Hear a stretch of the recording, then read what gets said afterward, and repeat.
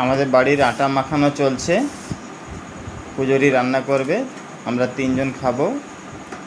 ওনাকে বলছি আর একটু আটাটা লাও, উনি বলছেন না এই আটার মধ্যে হয়ে যাবে। দেখুন তো 6টা মানে রুটি হবে, এর মধ্যে কি করে হবে 3 জনের।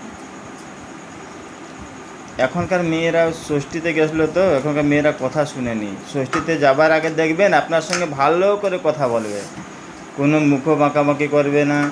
ষষ্ঠীর যাবার আগের দিনটা আপনার সঙ্গে ভালো ব্যবহার করবে, শ্বশুর মুসুর কথা বলবে। দেখবেন সারা বছর আপনার সঙ্গে অশান্তি করবে, দু চার চড়িয়ে কথা বলবে, কিন্তু ষষ্ঠীর দিনটা দেখবেন আপনাকে খুব পটি পাটিয়ে নিয়ে যাবে। আপনি যেইটা বলবেন দেখবেন একবার চুপচাপ শুনবে। আর যখন দেখবেন ষষ্ঠীটা সারা হয়ে যাবে, ওরা যেন আর আপনাকে বাঘের মতন এবারে চড়ে খাবে সারা বছরটা। জানে তো ষষ্ঠীর দিনটা আমার বাবা মায়ের ঘরে জামাইটাকে প্রয়োজন, ওই জন্য আপনাকে পটি পাটিয়ে নিয়ে চলে যাবে। এই কথাটা যদি ভালো লাগে লাইক করো, সাবস্ক্রাইব করো।